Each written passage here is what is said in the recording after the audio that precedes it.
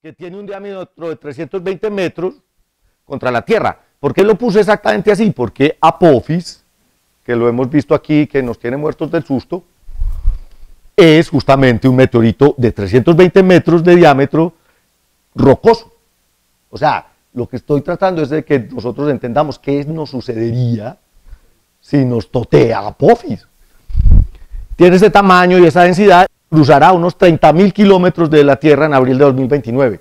Ya sabemos que la probabilidad de colisión es muy pequeña, pero quién sabe, si este desgraciado se encuentra con alguien en el camino que lo desvíe un poquito, nos totea. Entonces, primero, calcular la energía cinética del impacto si el meteorito golpea la Tierra a una velocidad de 12.6 kilómetros por segundo. Entonces, eso es calcular la energía cinética. Perfecto. Expresar la energía en megatones. Entonces, sencillamente es convertir lo que yo calculé a megatones. Y en escala de Richter. Recuerden que en escala de Richter, la energía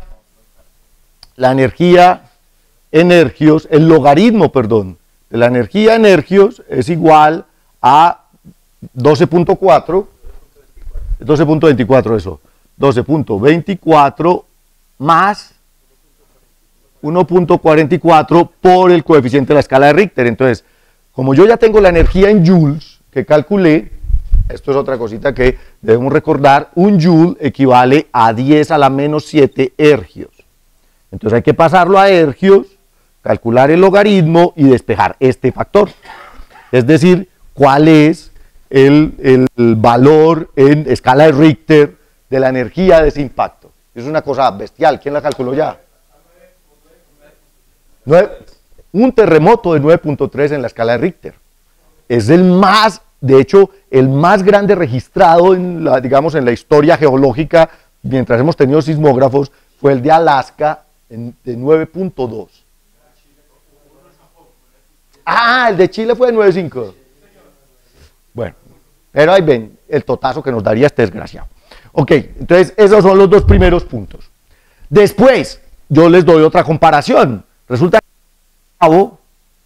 es una bomba de hidrógeno que fue probada por los Estados Unidos en 1954, por allá en el Pacífico Sur, de 15 megatones. Entonces, con esta energía que ustedes ya calcularon, calculen cuántas bombas Castle Bravo necesitamos para igualar la energía. 65 bombas, ahí está, muy bien. Luego, ahora sí, con la ecuación del cráter, al calcular el tamaño del cráter, si nos golpea a 90 grados o si nos golpea a 30 grados. Entonces, calcularlo si nos golpea así o si nos golpea así.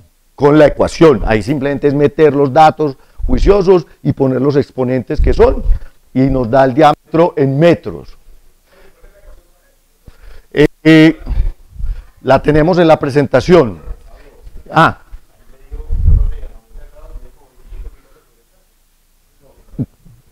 No, es demasiado grande. Sí, pero esta ecuación está, si ustedes la quieren ver, están las presentaciones. En la presentación de la sesión 16,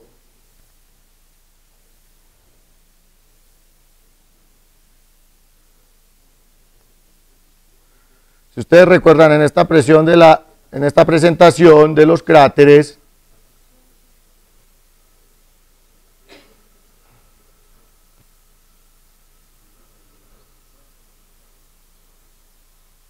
está la ecuación.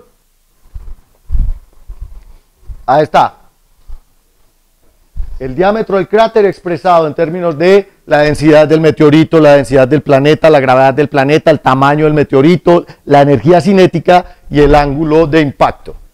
Entonces, esta es la que tenemos que utilizar para calcular ese tamaño del impacto, ¿ok? Espérense un segundito.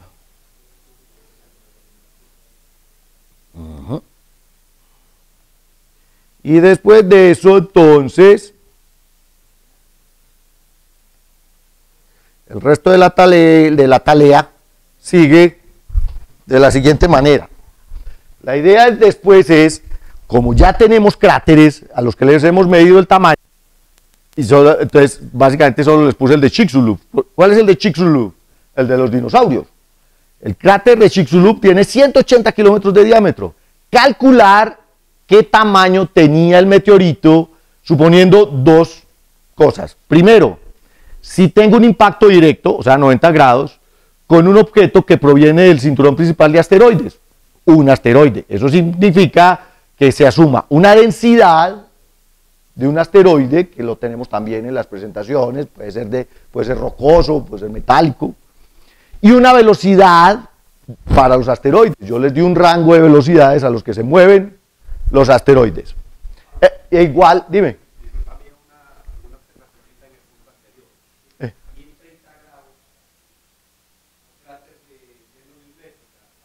También está mal. Tienes que tener algo errado en la resolución de la ecuación. Puede ser un exponente, eso es un error de cálculo, es un error de algún exponente que tenés ahí. Ese cráter les debe dar del orden de los 10 kilómetros, de ese tamaño, pongámosle entre 1 y 10 kilómetros. Mientras les dé un rango de kilómetros, es un resultado coherente. Pero eso no le da un cráter de 1 metro, obviamente está lejos de... No, sin importar el grado, sin importar el ángulo, esos cráteres son del orden de kilómetros. Ok. Ahora, y la otra es, ahora suponga que no fue un asteroide, sino que fue un cometa. Un cometa, y entonces significa asumir la densidad de un cometa, que puede ser de menos de la densidad del agua, por ejemplo, o póngale 1 si uno considera que tiene la misma densidad del agua, digamos que eso es suponer una densidad, y una velocidad de un cometa, típicas, 60, 70, 80 kilómetros por segundo. Entonces, con esas dos suposiciones, volver a aplicar la ecuación y calcular el tamaño de ese objeto, que sencillamente es, teniendo aquí este lado el diámetro, pasar todo lo otro a dividir, y calcula uno el 2R, que es el diámetro del objeto. Listo. Y el tercer punto de la tarea es la de las magnetosferas. Entonces, el primer punto era investigar los valores de los momentos dipolares magnéticos de Júpiter, Saturno, Urano y Neptuno. Calcular el tamaño de sus magnetosferas y expresar el resultado en radios planetarios. Entonces, cuando yo calculo el tamaño en metros o en kilómetros, lo divido por el radio del planeta y eso me da los radios planetarios. Y les estoy dando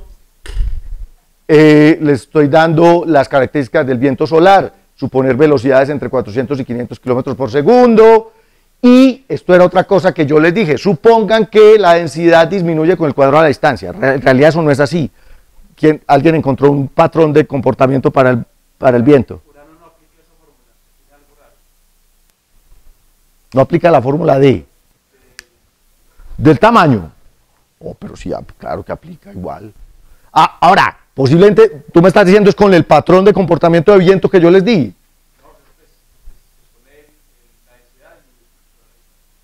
Por eso, es que esa es una regla que Pablo Cuartas inventó. Eso se llama la regla de Pablo Cuartas para el viento solar. Pero probablemente no es así. Miren esto. Pueden buscar datos sobre este comportamiento. Pablo Cuartas supuso que el viento disminuye con el cuadrado de la distancia. Pero si ustedes encuentran cuál es la densidad del viento a la distancia de Urano, ese sí es una... de nuevo, miren, yo lo que quería era que jugaran con la ecuación y con...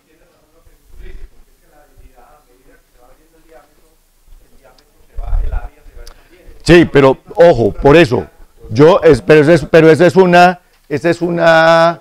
supuesto que yo hice de que disminuía con el cuadrado. Puede ser y posiblemente no sea así. En realidad el comportamiento del viento solar es un poco más complejo que suponer sencillamente una regla del inverso. Pero, de nuevo, eso es, o sea, ¿qué encontraste tú? Que la regla de Pablo Cuartas no funciona para Urano. Eso es hacer una tarea. Eso significa hacer la tarea. Hacer la tarea significa que vos te metiste, buscaste sobre la densidad del viento solar, cómo varía, y dijiste, no, Pablo Cuartas está huevoneando, eso no funciona así. Eso así no es, porque en Urano la densidad es mayor que la que Pablo está suponiendo. ya hiciste la tarea. De eso se trata, hacer una tarea. Miren, más allá, y eso se lo digo a mis estudiantes también, todo el tiempo, y en este momento, digámoslo, ustedes son mis estudiantes, más allá de un resultado preciso, es lo que tú sacas de ese resultado. A vos te está dando un cráter de 1 metro, y el bendito asteroide tiene 320 metros de diámetro, es decir, no, estoy bojoneando, esto está mal. Hay algo que está mal. Hay algo aquí que no es lógico. Claro, a vos te debe estar dando una magnetosfera pequeñitísima. Oh, gigantesca te está dando. Si te está dando una magnetosfera gigantesca, resulta que en realidad la densidad del viento solar es mayor a la que Pablo está suponiendo. Entonces, eso ya es concluyente. ¿Por qué? Entonces, mira todo lo que aprendiste. Ya aprendiste a calcularla, que es lo fundamental. O sea, calcularla es aplicar una ecuación que no tiene ningún sentido. Pero más allá de aplicar la ecuación, acabaste de entender que el viento solar no disminuye con el cuadrado de la distancia. Hay otro patrón de comportamiento del viento solar, que posiblemente nosotros no lo tenemos claro aquí en la clase, pero el que quiere profundizar va y busca. ¿Cierto? Entonces, la idea de nuevo de poner una tarea no es que se me vuelvan locos, bueno, un poquito locos, pero me refiero un poquito locos en sollarse el cuento, en eso, uy, que es, oye, ves, es que, ¿cómo vamos con esa simulación?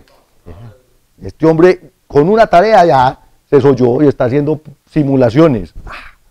Esa es la idea, lo que uno no se goza, no vale la pena.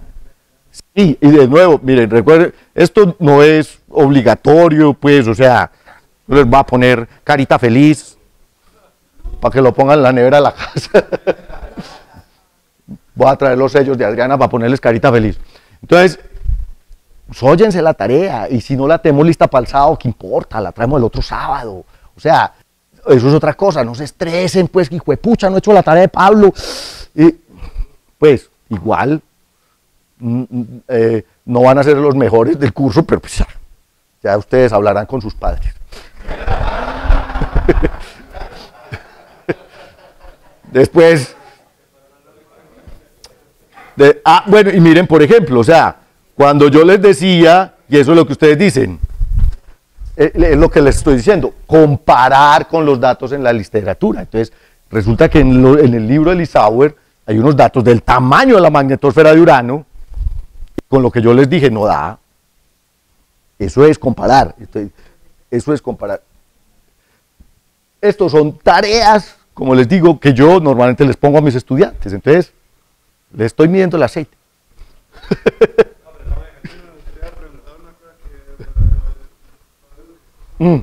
¿Qué dedujiste?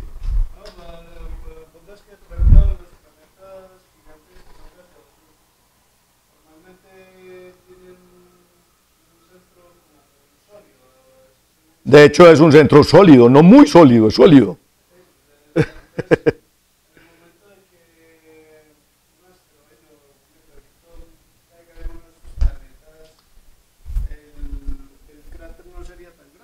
De hecho, no hace cráter, porque nunca jamás alcanza el núcleo. ¿Tú no has visto las imágenes de el Shoemaker-Levy 9 golpeando a Júpiter? Es como tiene una piedra en un charco, él hace onditas y después se desvanece. Claro, la energía sigue siendo equivalente, la energía de una colisión de esas es de los teratones, pues, una cosa absurda. Pero, pues, básicamente no hace ningún cráter, claro, si no, imagínate, veríamos cráteres en Júpiter o en Saturno, no se ven, porque cae en un charco literalmente. Ok. Profe, estos días vi un video de un cometa chocando contra el Sol. También. La fulguración, o sea, se sublima, es una sublimación instantánea. El SOHO, hay muchos videos de SOHO y de Estéreo y de Ulises, que son sondas solares, donde se muestran, hay cometas todo el tiempo toteándose contra el Sol. Lo que pasa es que no todos son tan grandes como el Churyumov-Sheremetyenko o estos que son importantes, pero cometas, pues es que ya lo sabemos, el sistema solar está repleto de basura. Está repleto de cositas por ahí revoloteando y estos chocan permanentemente con el Sol. Claro, se ve apenas se hacen chicharrón ahí. Es como una mosca pegando contra una lámpara de estas, ¿sí o qué? Y te hacen chicharrón. Ok. Quería, dime.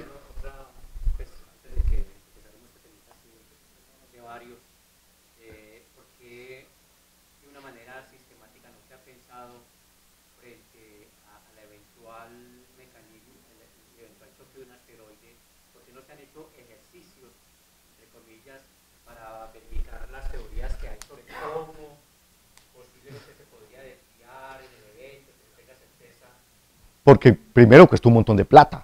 Pues, pero segundo, en principio, las teorías ya están probadas. Es que la teoría es aplicar la mecánica celeste para mandar, por ejemplo, una sonda, ya sabemos que es muy berraco pegarla, una sonda que se pegue al asteroide y que lo empuje. Entonces prende un motor y lo va sacando. Esa es una de las opciones. Tírale una bomba atómica. Esa es la opción Bruce Willis. La opción Bruce Willis nos sirve porque es peor. Porque resulta que, dependiendo de la cohesión que tenga un objeto de estos, vos lo partís y después lo que hace es que la gravedad empieza a tratar de reunir otra vez los pedazos y entonces ya no es como si tuvieran un balazo, sino que te pegan un escopetazo. Si caen 200 meteoritos, que es mucho peor para, digamos, lo que queremos hacer. La opción más viable, que es, sí, o sea, y eso se puede simular, o sea, las simulaciones se han hecho muchas veces, lo que pasa es que probarla, digamos, no tiene mucho sentido, porque cuesta un montón de plata, y sencillamente hasta ahora no hemos encontrado un NEAR que nos obligue. El día que veamos un desgraciado de esos, que nos va a golpear, hay que hacerlo, exacto. Hay que organizar todo el proyecto de montar una misión que vaya, se pegue y lo empuje. ¿Y si hay tiempo para eso? Pues esperemos que sí. Esperemos que lo veamos con tiempo suficiente. Porque, de nuevo, es más, el día que lo veamos, si no haya tiempo, dedíquese a hacer el amor a su mujer y a ser feliz los últimos años de su vida, porque no hay nada que hacer. Impacto profundo. Ya no hay tiempo, de malas. Es que, pero pues, está la NASA y está todo el mundo buscando precisamente pensando en lo que vos estás pensando. Pues, digamos, no hay que crear paranoia, pero nos va a golpear. En algún momento va a venir uno que tenga dirección de colisión. Así de sencillo.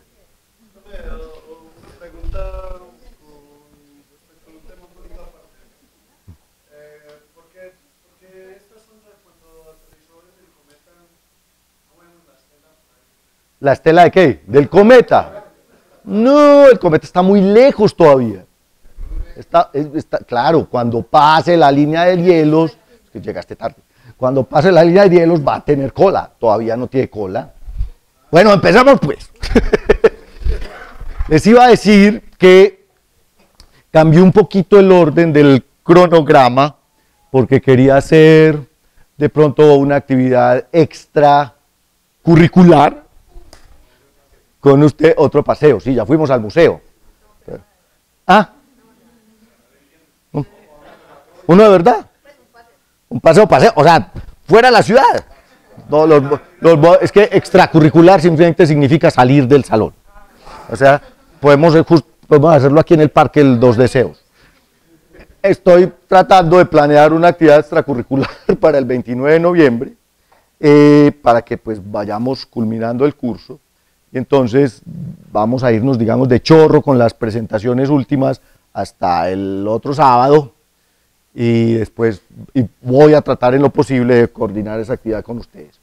La última parte del curso está dedicada fundamentalmente a esto, a entender cómo la astronomía moderna también, digamos, se hace cargo de tratar de entender cómo la materia se convierte en vida, no solo en el planeta Tierra, que aquí llevamos tratando de entenderlo hace mucho tiempo a través de la biología, por eso se llama astrobiología, sino pues aplicando lo que hemos empezado a entender sobre los fenómenos evolutivos y digamos, el devenir de la materia y la energía en el universo.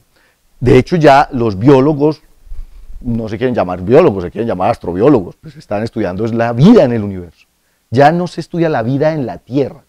Ya sabemos que la vida está hecha de materia simple, que es materia común en el universo. Y entonces tenemos un ideal de poder, primero, entender en realidad cuál es el origen, que todavía sigue siendo muy complejo, pero segundo, poder descubrirla en otro lugar del universo. Y de eso se trata la astrobiología. Esta primera sesión, justamente vamos a hablar de qué hace la astrobiología moderna, qué es y con qué se come la astrobiología. Entonces, nuestro cerebro y nuestros sentidos, como seres humanos, nos han permitido crear cosas tan maravillosas como la ciencia. Toda esta semana hemos estado viendo extasiados cómo podemos mandar naves espaciales a una roca a 500 millones de kilómetros y parquearla. Juepucha. Ah, eso es mejor que una camioneta con asistencia de parqueo. Es increíble lo que la capacidad y el intelecto humano es capaz de hacer cuando se propone hacer algo. Entonces, ¿qué tiene que ver la astrobiología con la cosmología?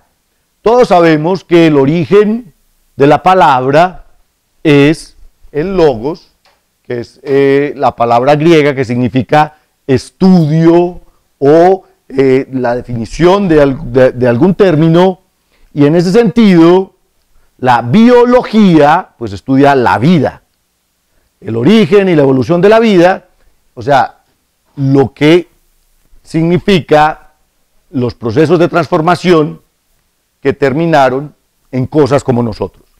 Mientras que la cosmología, que es parte de la astronomía moderna, pues estudia el cosmos como un universo ordenado. Es el significado, recuerden que el significado griego de la palabra cosmos se refiere al orden de las cosas, mientras que la palabra contraria es caos.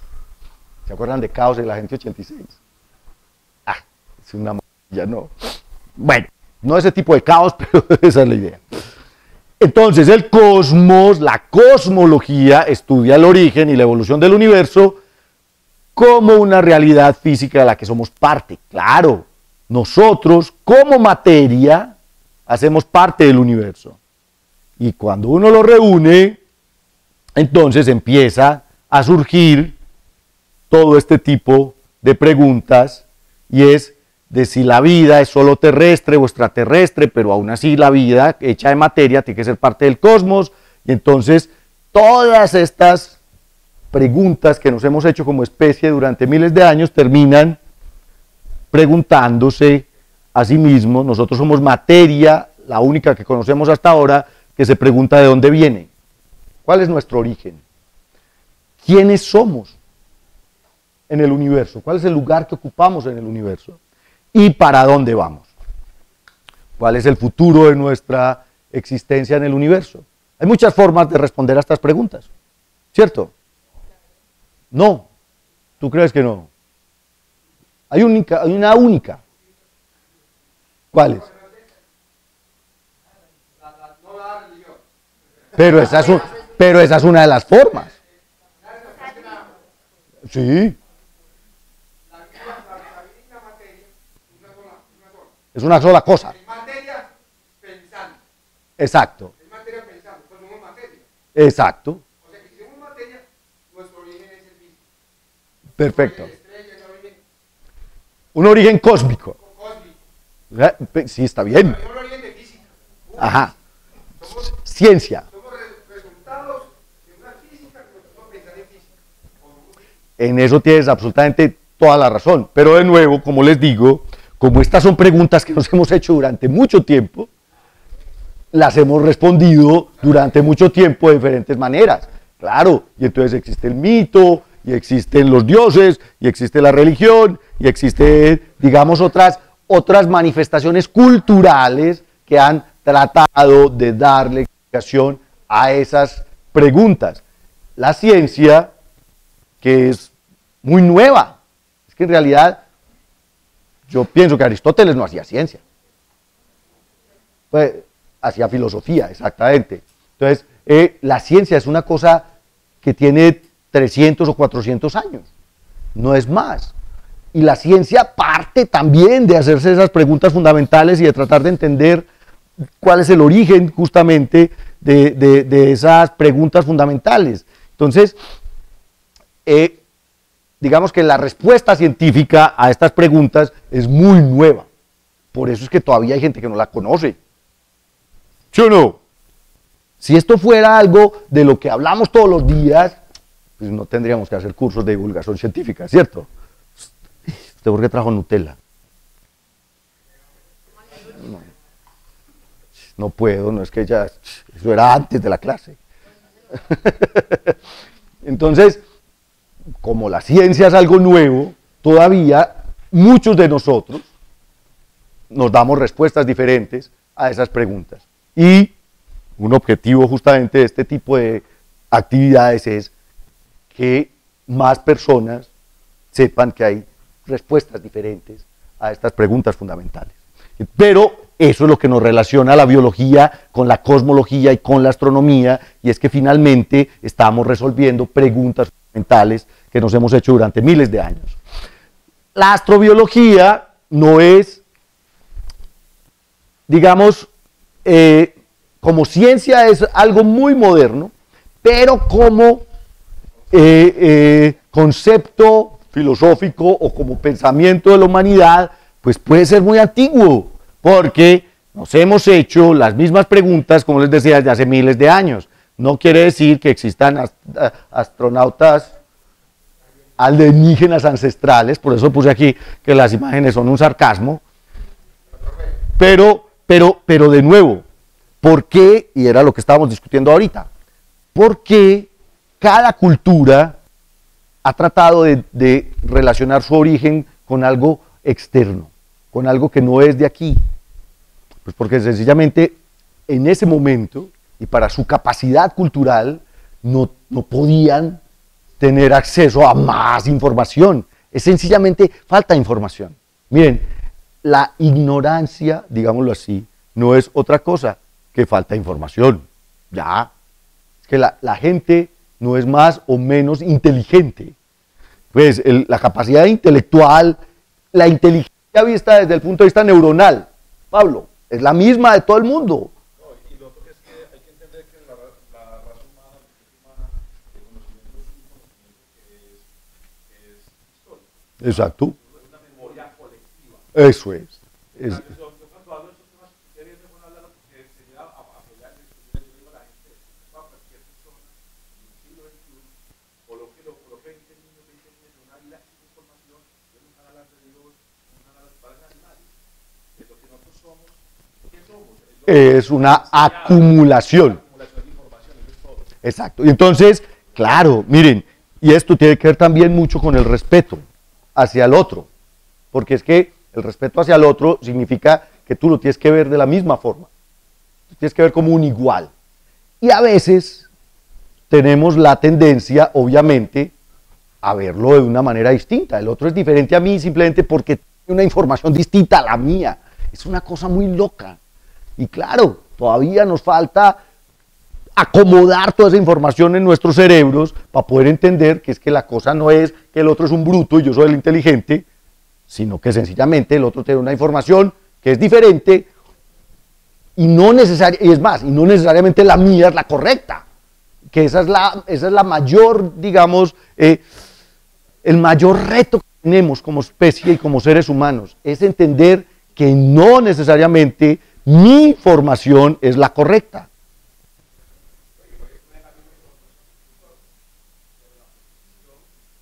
La interpretación puede ser diferente. Exactamente.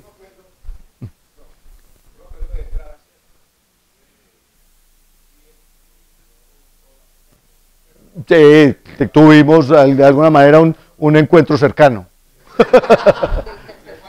Del primer tipo.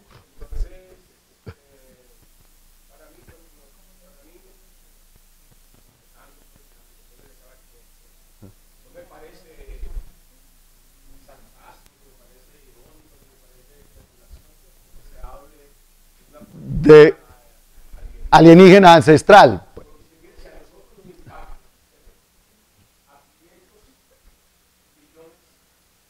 De kilómetros.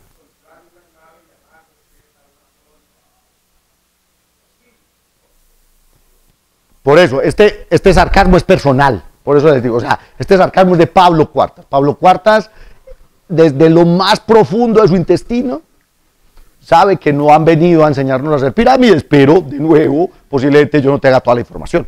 Entonces, dime.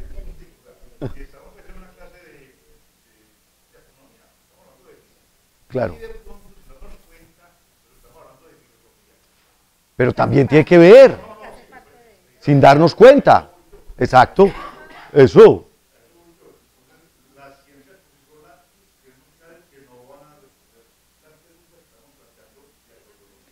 Es que la respuesta no es inmediata. Miren, y esto es algo que tenemos que entender todos también como científicos. Un científico entiende desde el principio que ninguna respuesta es inmediata, porque si usted quiere respuestas inmediatas, entonces el rayo lo lanzó Zeus porque estaba berraco. Y esa es una respuesta inmediata, ¿cierto? Y el tsunami sucedió porque Poseidón se embejucó y hay que sacrificarle a Andrómeda para que no, al Kraken.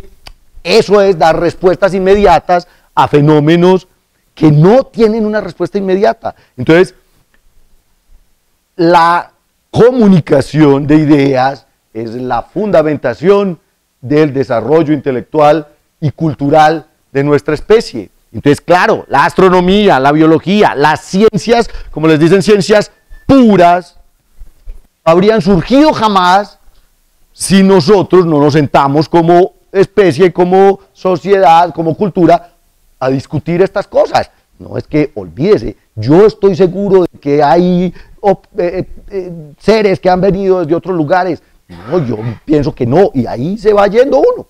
De eso se trata. Desde Metrodorus, en el siglo IV.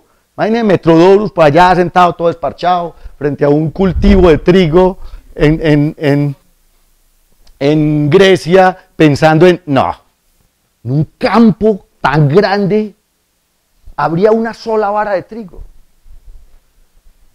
Y sencillamente él se está preguntando ¿seremos los únicos en este universo? ¿Será que es que no hay otros como nosotros? Miren esto, una sola vara de trigo en un inmenso campo es tan extraña como un único mundo en el espacio infinito. Si el espacio es tan grande, no debe existir un único mundo. Y se lo preguntaba Metrodorus y se lo preguntaba Epicuro. Epicuro también decía, deben existir infinitos mundos, con infinitas civilizaciones. Se lo preguntaba y lo planteaba ya, digamos, más cerquita, Giordano Bruno. O sea, Giordano, y esto hay que ser claros, no lo que vieron en Roma por no creer en Dios o por estar peleando con la iglesia, no, por hereje. Es que el castigo para la herejía en la época era, usted o deja de ser hereje o lo tostamos y posiblemente usted o se educa, exacto. Si usted abre mucho la boca y empieza a decir pendejadas, no le dan el trabajo. Educándote mucho.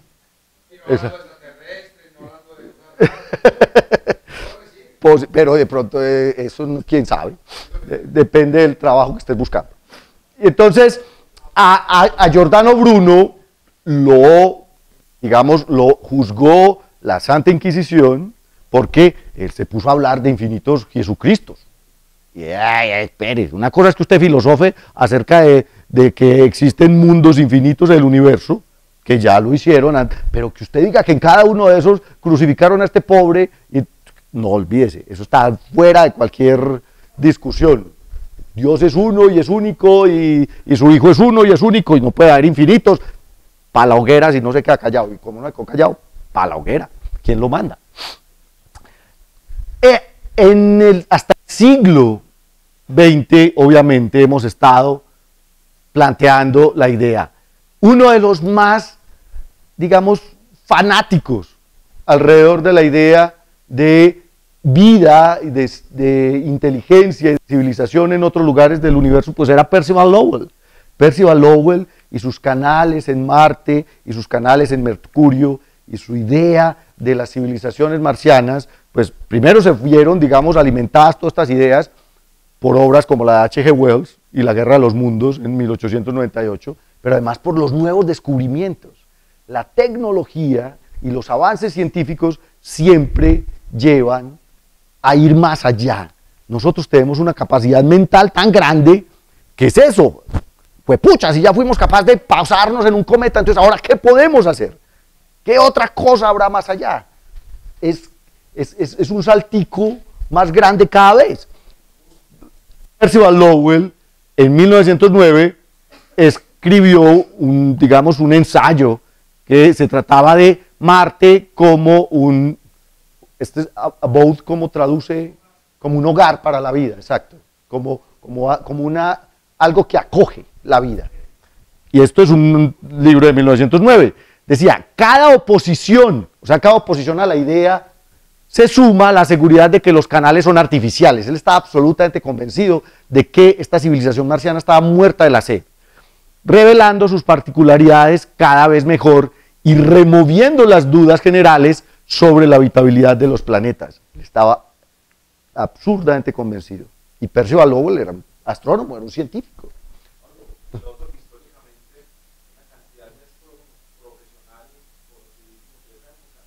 Veían lo mismo.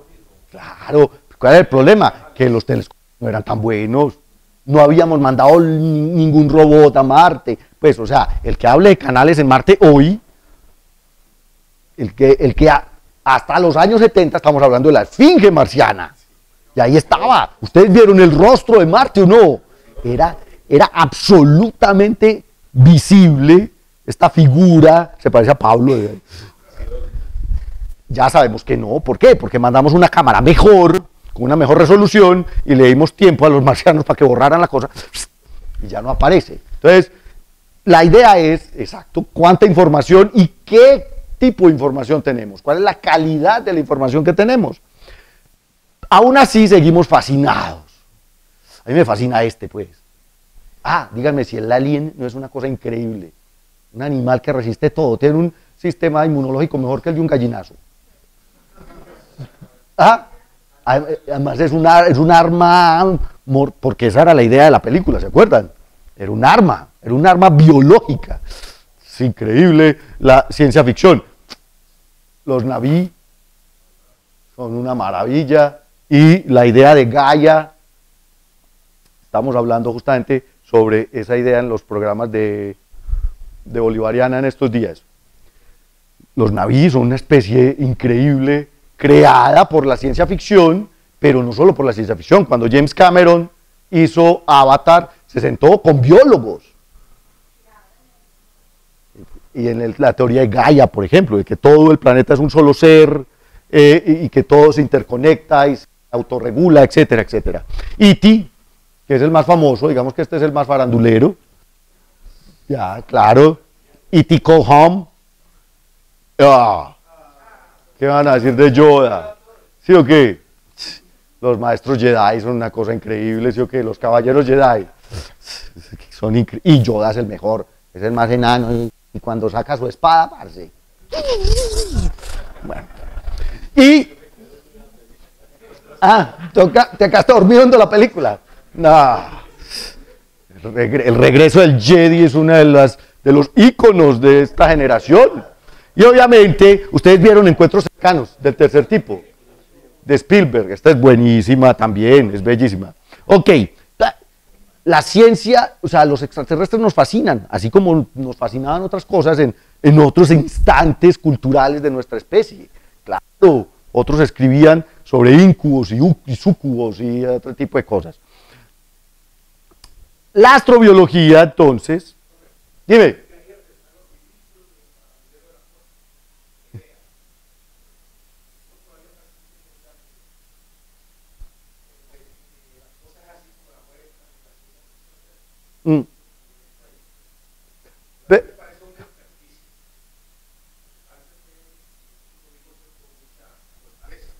Sí.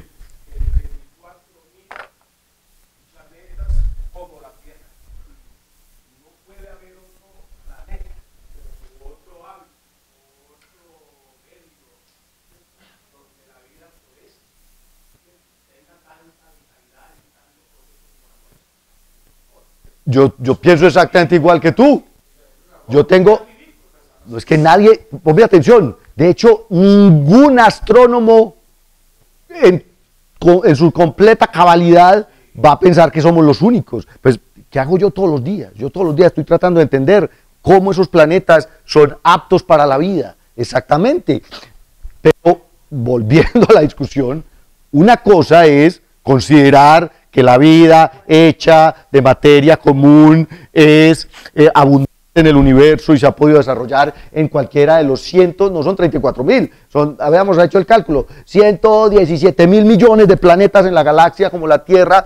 En algún lugar tuvo que haberse repetido de alguna manera el experimento y haber sido un experimento exitoso, pero de ahí a que de vez en cuando vienen y nos visitan y están aquí con nosotros o entre nosotros, es donde en donde hay un salto muy grande. ¿Ves? Hay un salto muy grande entre una consideración de probabilidad y una aseveración absolutamente segura de que están escondidos o ese tipo de cosas. Ahí es donde está. Sí, claro. Claro, pero ese es el problema. El problema es que no se ha demostrado. Entonces, deja de ser, cuando una probabilidad es indemostrable, deja de ser un tema científico. Y listo, es así de sencillo. Claro, es que la probabilidad de que Dios exista también existe. Y lo decía, espérense, era Poincaré, Laplace. No, y Laplace dice una cosa sencilla, miren. Y es muy brillante lo de Laplace. Laplace decía, yo prefiero creer que sí. O sea, yo decido que Dios sí existe. ¿Por qué? Porque póngale 50-50. 50 probabilidad que existe y 50 probabilidad que no existe. Si usted cree que existe y resulta que Dios no existe, pues cuando usted se muera no le va a pasar nada. Usted es fresco. Usted creyó toda su vida en algo que era falso, pero se murió tranquilo. Pero si usted de pendejo cree que no existe y es un ateo, y cuando se muera resulta que sí existía, pues lo llevó el berraco. y Laplace, pues, no era cualquier bruto. Ahí está. Entonces, pero mira que es que, de nuevo, claro, es que miren, hay una cosa desde el fundamento de las ideas de la especie humana, es esa. En principio, cualquier idea es posible. Cualquier creación intelectual del ser humano tiene una probabilidad, pero hasta dónde existe la posibilidad de que esa probabilidad sea demostrable. Ese es el problema.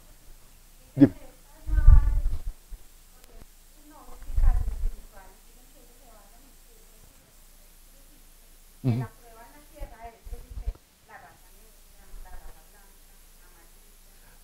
Pero yo les voy a enseñar que no existen las razas. Exacto. Pero si tú ves un gringo en Cartagena también es rojo. ¿Ves? Entonces en realidad no hay colores. En realidad sencillamente depende de cuánta melanina produce tu piel. Entonces en realidad, exacto, hay que ver que las interpretaciones vamos a hacer aquí, y ese va a ser un capítulo especial de este curso, que yo no he dictado en los otros cursos, y vamos a ver la historia de la especie humana, cómo terminamos siendo seres humanos. Pablo.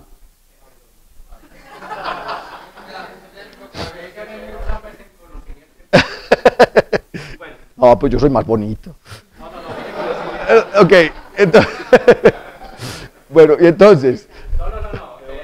Es un puntico, hombre, que a mí siempre me ha generado cierta dificultad en la postura de los científicos. Sí.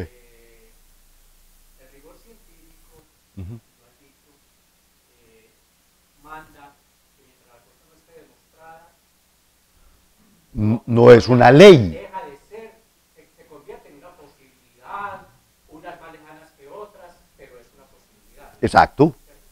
Entonces, Sí. visto de esa manera, la posibilidad de que el hombre esté solo en el universo es una posibilidad.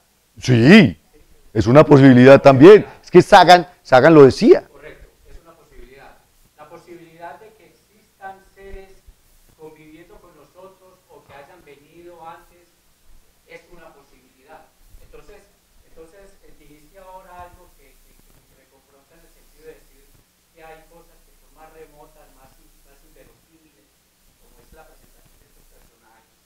Ujú. como posibilidades, porque es que en el momento no hemos, o sea, quiero decir, No hay suficiente información. cualquier cosa que se diga en este momento con respecto a estos temas son posibilidades. Sí. ¿Cuál es más cercana? Ya depende de la creencia de cada cual. Bueno, espérate, pero por... Sí, dale. Y cuando un científico se atreve, y eso me parece a mí un error de científico, cuando si no hace la excepción, yo como fulanito de tal, como Einstein, opino que esto que existe extraterrestres, y no hace esa aclaración y lo dice desde su conocimiento, me parece un atrevimiento, no me parece adecuado porque el científico justamente tiene esa fundamentación, tiene esa formación. Sí. Lo que no se pueda demostrar para él no es verdad. Pero pero de nuevo, pero mira, es que lo que pasa es que es muy difícil, ya esto es a lo que yo voy, es muy difícil separar de la naturaleza humana tu aspecto de alguna manera humano, espiritual, que no es absolutamente ortodoxo y riguroso científicamente. ¿Por qué? Porque de nuevo, los científicos somos seres humanos, además formados dentro de un ambiente cultural, y entonces, claro, lo que decía Pablo, si usted pone 10 muchachitos en una selva, ellos crecen como animales. Ustedes no vieron un especial en Discovery, pucha, si me dejó impresionado, el niño gallina de Filipinas. Y se cree gallo, pues se cree, no, o sea, desde chiquito lo metían en el gallinero como castigo, y el muchachito no sabe hablar, ya es un adulto, ¿cuál muchachito? De 40 años, no sabe hablar y se comporta como una gallina, cacarea para pedir comida. Y entonces, eso sencillamente es el fruto de usted donde crece. Entonces, claro, yo soy científico y yo tengo en mi cabeza todas las benditas leyes que durante miles de años hemos desarrollado como especie, y yo sé cómo funciona la gravedad, la relatividad, la mecánica cuántica, etcétera, etcétera, pero a través de mi vida, no, o sea, estoy hablando en general, a través de mi vida, si soy un científico paisa, me crié con una mamá conservadora, católica, que reza todos los días el rosario, y que, etcétera. Entonces es muy complicado, absolutamente complicado, separar esas dos naturalezas humanas, pero racionalmente uno sí tiene que entender, como tú decías ahorita, que la creencia no es ciencia. ¿Me entiendes? Sí, una cosa es creer y otra cosa es la ciencia. Es que la ciencia, uno no cree en la ciencia. De nuevo, uno no cree en la gravedad. Uno no cree en la mecánica cuántica. Simplemente esa es la forma en que funciona el universo. Entonces es muy distinto creer a la naturaleza. Uno no cree en la naturaleza. Y de nuevo, miren, estos debates maravillosos son los que justamente han hecho que surja nuestra especie y que sigamos estando aquí planteándonos cosas como estas. Ahora, volviendo al asunto, sí es que nos falta información, pero cada vez obtenemos más información, y como ya podemos ir por lo menos a los lugares más cercanos, entonces podemos empezar a decir cosas que ya no son creencia. Es que creemos que en Marte hay canales. No, en Marte no hay canales, ya fuimos hasta allá. Fuimos hasta allá, tomamos fotos, medimos las cosas, allá no hay canales. ¿Qué hay en Venus? Venus es un infierno. Allá antes pensaban que había pantanos y cocodrilos y que eso podría ser los Everglades de la Florida. No, en Venus es un infierno. ¿Qué hay en Titán?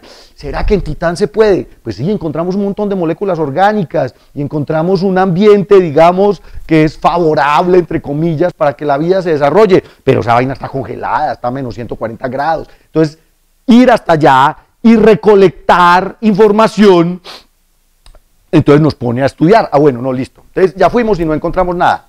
Pero venga, ¿y qué tal si hay vida que sea capaz con esas condiciones? Entonces, y es lo que decía ahorita, cada que nosotros encontramos información, lo único que nos produce como especie son más preguntas. Y eso es lo que nos lleva adelante. Hawking lo decía, el día que sepamos todo de todo, pues entonces, ¿qué hacemos? Ya, Ya no tenemos nada que hacer, empaque y vámonos. Por eso, un científico, vean, sin Interestelar, yo les digo para dónde nos vamos. Un científico que llegue a la respuesta final. Este es pendejo, hombre. Un científico nunca llega a la respuesta. Nuestra especie nunca ha llegado a una respuesta final. Y eso es fundamental. Y entonces, hemos tratado de entender cuál es el origen de la vida. La astrobiología como ciencia trata de explicar el origen de la vida. Y lo hemos hecho desde hace mucho tiempo. Experimentos muy famosos, como el experimento de Stanley y Miller en los años 50, demostraron, fundamentalmente, ¿qué demostró el experimento de Stanley y Miller? Que la materia para la vida se puede obtener de elementos comunes y moléculas comunes. Miren que, dime. Espérate. Esa va a ser la última diapositiva de hoy. Pero además va a ser una definición, ¿cómo se dice? Temporal. ¿Ok? Pero para allá vamos. Entonces, miren esto. El experimento de Stanley Miller, como Sagan lo decía en Cosmos, ¿no recuerdan? Nunca jamás apareció algo por ahí moviéndose en la probeta. O sea, cuando usted saca ese jugo, café, que se forma en esa probeta después de haber estado echándole rayos y centellas durante un par de días, lo único que encuentra son moléculas orgánicas. Pero es una maravilla, porque se puede crear moléculas orgánicas artificialmente, digamos, pero en días, pero además son moléculas orgánicas en las que está basada la vida. ¿De qué estamos hablando? De aminoácidos, por ejemplo. Estudiamos los orígenes, los registros. ¿Dónde están los registros de las primeras cosas vivas en este planeta? Porque hasta ahora, de nuevo, el único lugar del universo donde sabemos existe vida, hasta hoy, hasta el 15 de noviembre de 2014, era cristiana. Solo sabemos que hay vida en este planeta y que la ha habido durante mucho tiempo. Las primeras formas de vida, entender cómo surgieron en el planeta y cómo transforman, digamos, cómo se transformó esa materia original, o sea, cómo llegamos de aquí a tener cosas que respiran. Es uno de los misterios que tiene que explicar la astrobiología. Hemos empezado a hacer experimentos en otros mundos, como les decía, ya fuimos a Marte y no encontramos canales, pero veamos si encontramos bichos. Pueden haber bacterias, pueden haber líquenes, puede haber alguna cosa que respire y genere metano, o dióxido de carbono, o oxígeno. Entonces, desde los años 70, cuando logramos poner naves espaciales en la superficie de Marte, personajes brillantes como el señor Carl Sagan, que era biólogo de carrera, o sea, él hizo un pregrado en biología, después hizo su doctorado en astrofísica, etcétera, pero en principio era biólogo, fue el que diseñó el laboratorio del Viking, la sonda Viking. 2 sondas Viking descendieron sobre la superficie marciana para hacer experimentos. Estos eran los 3 experimentos diseñados por Sagan de los Viking en Marte. Tristemente, digamos que nos dieron resultados ambiguos. ¿Cuál era la primera? El HEX era básicamente tomar una muestra del suelo marciano con una palita y ponerlo en lo que llamaban una sopa de gallina, sancocho, ¿sí o qué? O sea, en un cultivo, para ver si algo ahí respiraba. Sencillo, con el espectrógrafo empezaban a detectar los gases que emanaban de ese cultivo a ver si había algo respirando. La otra era tomar una muestra del suelo que hubiera estado en contacto, y ponerlo en contacto con carbono 14, un nutriente de carbono 14, y detectar la radiación para ver si algo respiraba. Detectar cambios en la atmósfera de ese. Y el tercero era también con una muestra de suelo, incubarla con monóxido de carbono y dióxido de carbono y calentarla hasta 1023 grados y ver si se producían gases orgánicos a partir de la radioactividad. Parece ser que en los experimentos, en algunos surgió algo, en otro no surgió nada y el otro no dijo nada. Entonces, +1, -1, 0. 0. No hubo ninguna prueba concluyente de los experimentos de Viking. Hasta ahí sabemos de Marte. Ahora, pues hay otros allá haciendo pruebas y buscando cosas, pero no han encontrado nada. Y esto ya es algo más ambicioso. Es que miren la diferencia de experimentos. Miren la ciencia, cómo va, desde cosas tan simples como cocinar una cucharada de polvo marciano para ver si algo respira, hasta mandarle mensajes extraterrestres a alguien codificados para ver si esa persona nos responde. Es todo un... Pues pucha, ¿cuántas cosas pueden haber en el intermedio? Entre analizar suelo marciano para ver si hay alguna bacteria o mandar un mensaje codificado en binario a M16, que es un cúmulo globular, y espera, no, M16 no, M13, exacto, que es un cúmulo globular, y esperar que si M16 es la nebulosa de la galaxia, del águila, y ver si alguien nos responde. SETI, que es el programa de búsqueda de vida inteligente extraterrestre, es un programa netamente científico que utiliza ondas de radio para ver si podemos detectar alguna civilización en el universo. Agua. Tenemos que buscar agua en otros mundos. ¿Por qué? De nuevo, puede que seamos muy aguacéntricos. ¿Cómo se llamaría? Hidrocéntricos. Sí, esa sería la palabra. Pero la vida es más fácil si hay agua. Es una molécula abundante, es un buen solvente y tiene un montón de características fisicoquímicas que facilitan las sopas de nutrientes, la química de la bioquímica, etcétera, etcétera. Entonces, ¿para qué va a pensar usted en otra cosa? La naturaleza, de nuevo, es perezosa. Si encontró una buena forma eficiente de hacer las cosas, yo creo que se invente otra. Entonces, busque agua, pero además, porque es que nosotros no tenemos ni idea de agua basada en el metano. Agua basada en el amoníaco líquido.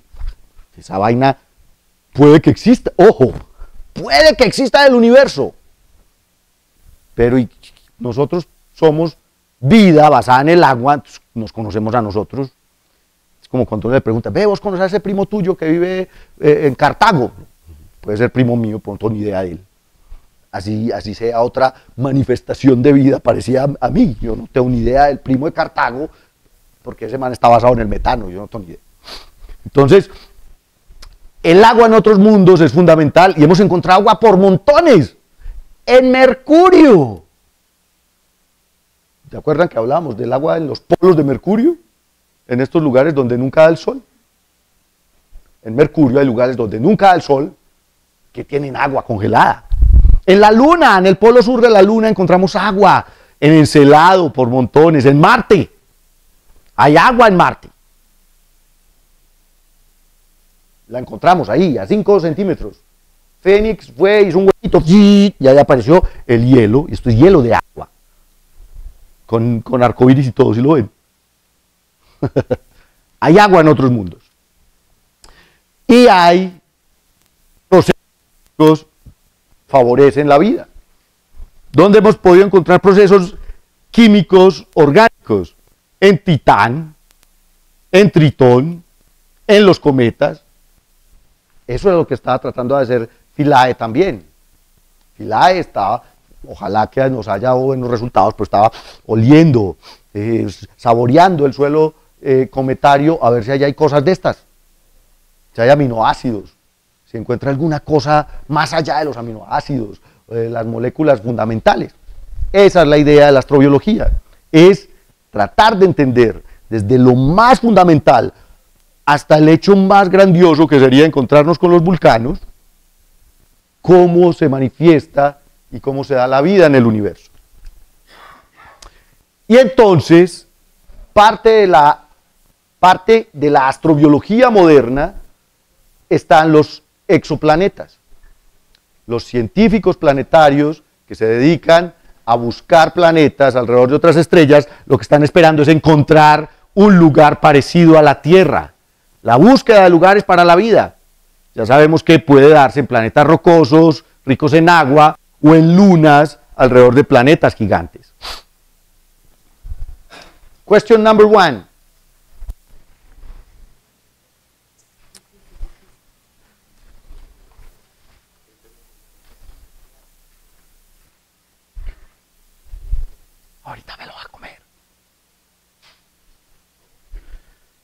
Esta clase hoy no ha rendido ni un carajo.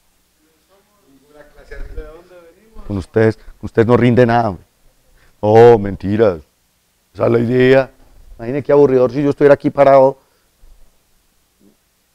hora y media hablando sin interactuar con ustedes.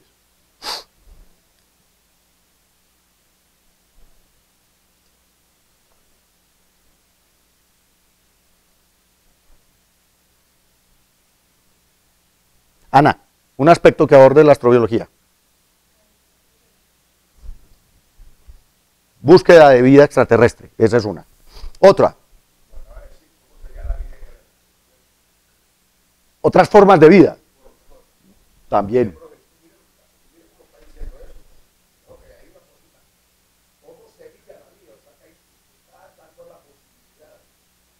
Sí, claro. Es que yo jamás he dicho que no. De nuevo, es que si no, no tendría sentido lo que yo hago todos los días. Yo estudio habitabilidad planetaria. ¿Ah? Para ver si es posible. Miren, ¿sabe? A mí la tristeza que me da acá que yo encuentro que un bendito planeta está bloqueado y no tiene campo magnético. Se me está haciendo menos probable el asunto. Claro. Pero cuando digo que todos los planetas por debajo de 2 masas terrestres pueden crear campos magnéticos protectivos y que hay montones de esos alrededor de estrellas de tipo solar, se me aumenta la probabilidad. Entonces eso es lo que hacemos todos los días. ¿Ah? Miles de millones. Miles de millones. Otra. El origen de la vida, exactamente. La química de la vida. La astrobiología es la ciencia de cómo la materia se transforma en vida en el universo. ¿Ok?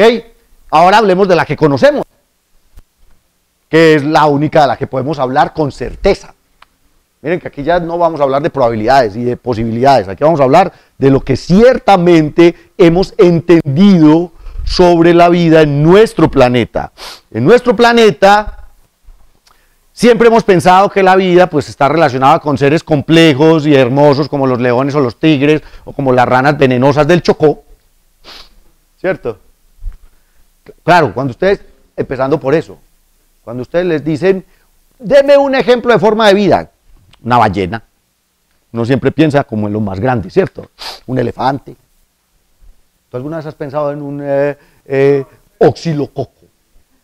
O sea, deme un ejemplo de algo vivo, un oxilococo. ¿Cuántas personas dan como ejemplo un oxilococo de algo vivo? Nadie. Un ejemplo de un animal. El coral, pues es raro. Se me van tan excéntricos, ¿no? El coral. Pero uno nunca piensa que el coral es un animal, pues es que usted tiene más información. Entonces, nosotros, digamos, siempre pensamos en organismos complejos, pues ¿por qué? Porque somos nosotros mismos organismos complejos, pero casi nunca nos damos como ejemplo. No. Si usted le pregunta a un niño, él sabe que los animales hacen parte de la naturaleza, pero a nosotros desde chiquitos nunca nos meten en la naturaleza. ¿Sí ven? Siempre la naturaleza hay que proteger a los leones. Cuando uno le hablan de ecología, siempre hay que proteger a las otras cosas, pues, incluyendo los... Emilia está tan preocupada por los zancudos estos días, porque es que los zancudos también hacen parte de la naturaleza, y entonces yo le pongo la cosa para los zancudos y ella está preocupada por los zancudos. O sea, la ecología siempre es algo que es ajeno a nosotros. Nosotros no hacemos parte. Mentiras. Un ejemplo de un animal, el ser humano. Somos un animal. Pero lo más curioso además es digamos que los seres complejos en el planeta ni siquiera son la mayoría. Somos la pobre minoría del planeta. Hay más bacterias en un cuerpo humano que humanos en el planeta Tierra. Es así de sencillo. O sea, tu población de bacterias es mayor a la población humana. Mucho más probablemente. La masa total de organismos simples es 25 veces mayor que la masa total combinada del resto de organismos vivos. O sea que si ustedes hacen una suma de cuál es la masa de la biota es la masa viva del planeta Tierra. Si uno hace la suma de la masa de la biota, uno pone aquí microorganismos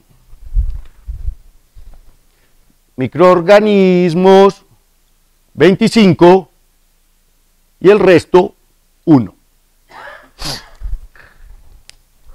Esa es la proporción en masa. Pero además imagínense la cantidad de microorganismos que uno tiene que sumar para igualar la masa. Porque uno diría, no, pues es que una ballena y un elefante, ya ahí vamos ganando, ¿sí o qué? En masa, mentiras. En masa ellos son 25 veces más masivos. Eso significa que necesitamos muchos microorganismos para superar en 25 veces la masa de los organismos vivos complejos. De hecho, el número de organismos, de microorganismos en la biota es del orden de 10 a la 30. 10 a la 30. Piensen en ese número. ¿Cuál es el orden de seres humanos? Somos miles de millones. ¿Sí o qué? 6.000 millones. 6.000 millones es 10 a la 9. 10 a la 9. Somos un montón. Hormigas, insectos. ¿Cuáles son los insectos más abundantes en el planeta Tierra? No. Parecen las hormigas, pero en realidad son los coleópteros. Ah, los ácaros son muchos, pero no son los más abundantes. Los coleópteros, o sea, los cucarrones, y son las especies de insectos con más número de especies. Y los coleópteros, si mal no recuerdo, llegan al orden de 10 a la 13. Y eso sigue siendo nada. Es que estamos hablando de 10 a la 30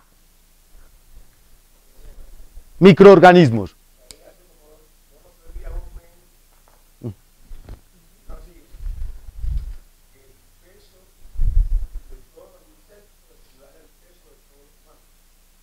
Probable. Ajá. No está bien, por eso. Pero ahora compara, piensa entonces en el número. ¿Cuántos insectos necesitas tú para igualar el número en masa? Solo la masa de un ser humano. Un ser humano pesa 80 kilogramos. ¿Cuántos son 80 kilogramos de insectos? Tiene uno que reunir muchas moscas, pues. Muchísimas. Entonces, pero a lo que me refiero con esto es, olvídense que nosotros somos la especie dominante. Olvídense que es que las especies complejas son lo importante en la vida de este planeta. No, la vida de este planeta son microorganismos. Las bacterias son, digámoslo así, la manifestación de vida más importante en este planeta. Además viven en condiciones que ustedes no se imaginan. Extremófilos, llamamos a la mayoría de organismos de este tipo que son capaces de vivir en situaciones extremas. Miren, yo les muestro algunos ejemplos de extremófilos, porque además tienen nombres rarísimos, y apuesto que ustedes, la mayoría de ustedes posiblemente no haya escuchado hablar de estas vainas. Podemos encontrar organismos vivos, respirando, haciendo metabolismo, reproduciéndose en el ácido. Acidófilos viven con pHs menores a 3. Alcalófilos, para el otro lado, viven en pHs mayores a 9.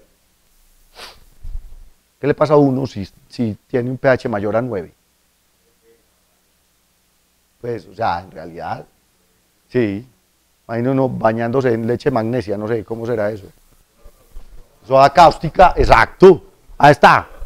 Los barófilos o piezófilos viven en ambientes con alta presión, en el fondo del mar, a 10 atmósferas de presión, o sea, al lado de las fumarolas. Allá hay microorganismos vivos. Endolitos viven en espacios microscópicos dentro de las rocas. Los halófilos requieren al menos 2 metros de sales, como la NaCl, para vivir. Los hipertermófilos, temperaturas mayores a 80 grados. Si usted les baja la temperatura, mueren. Les encanta vivir en agua hirviendo. Entonces, olvídese que usted, es que voy a hervir el agua para que no me den ningún bicho. Hay bichos que viven a 120 grados. Los hipólitos, este casi no lo encuentro, o hipolitos más bien, viven dentro de las rocas en desiertos fríos. Los litoautótrofos se alimentan de roca, sencillamente se comen las rocas. Estos son los que se comen las estatuas. El problema de las bacterias que se comen las estatuas en Europa son litótrofos. Metalotolerantes, capaces de tolerar concentraciones de metales pesados como cobre, cadmio, arsénico y zinc. Los oligotrófos pueden crecer en ambientes con nutrientes limitados, o sea, cosas que comen cada 15 años. ¡Ah! Lo vi, y no solo estos chiquitines, una salamandra, se llama el or de las cavernas. Primero no tienen ojos, porque viven en cavernas oscuras, que pueden ser aguas saladas, por ejemplo, en el agua, y es un bicho, es un lagartijo de 15 centímetros, come cada 10 años, puede estar 10 años sin comer, porque allá adentro no vive nada, vive él y 2 o 3 bichos de estos. Ustedes pueden imaginar uno, un Buda lagartija, un fakir. ¿Sí o qué? Estoy haciendo, ¿cómo se llama? Ayuno. Esos son oligótrofos. Osmófilos, pueden crecer en ambientes con concentraciones de azúcar, o sea, 0 diabetes.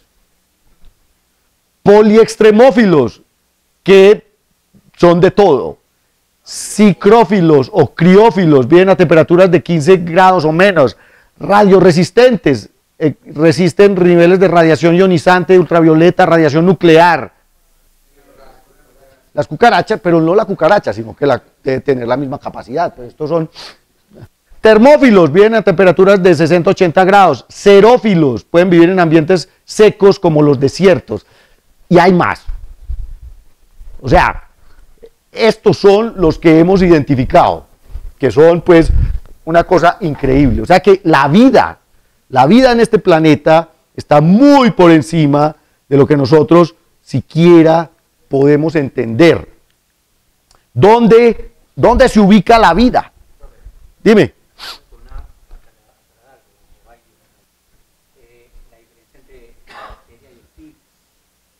El virus, de acuerdo con la... No se considera viva porque un virus no puede reproducirse por sí mismo. O sea, si vos dejas un virus solo, se acaba. Los virus necesitan de las células para poder multiplicarse. Un virus es más una especie de parásito de la célula, en el sentido de que un virus es una cápsula que guarda información genética y para reproducir su información genética necesita de una célula. Es como, piensa en esto, es como sacar una fotocopia. Voy a hacer una analogía aquí muy rara, pero si tú pones la hoja ahí solita y no aprietas el botón de la fotocopiadora, no aparece nada. El virus utiliza la célula como fotocopiadora. Entonces, el virus se pega a la célula y utiliza todos los mecanismos vivos de la célula para multiplicarse a sí mismo. Pero si tú lo dejas solo, él sencillamente no hace absolutamente nada. Entonces, en ese sentido, la hoja no está viva. La hoja se puede multiplicar a través de la fotocopiadora. Es una idea, pero sigue siendo una discusión abierta, y eso hay que decirlo. ¿Aquí hay algún biólogo? Eso. Sí.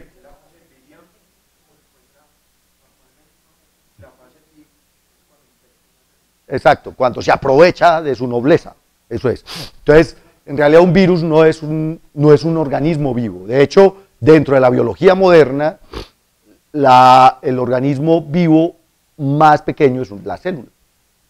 Es digamos, es la estructura mínima para la vida. Simón, ¿tú ibas a decir algo?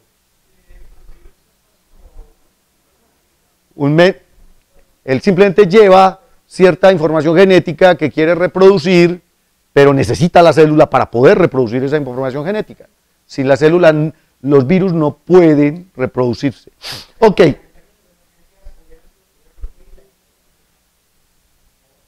No sabemos. Precisamente eso es uno de los misterios de la vida en la biología, porque la forma en que entendemos se desarrolló la vida nos lleva hasta la célula, pero por ningún lado aparecen los virus. Pero no solo por la reproducción, porque las mulas tampoco se reproducen. Las mulas, pero de todas maneras, pero espérate, es que las mulas son una acumulación de un montón de células vivas. La reproducción es una característica de los organismos vivos, pero la mula no reproduce otras mulas, pero sus células sí se autorreproducen. ¿Ves? Entonces, por eso es que cuando pensamos en organismos complejos como una mula, se nos complica la cosa. Ok, ¿dónde está? ¿Ya es hora del pipí break? ¿Qué horas son? 10:36, vamos a hacer pipí y volvemos. Rápido, porque además yo hoy me iba a ir que temprano.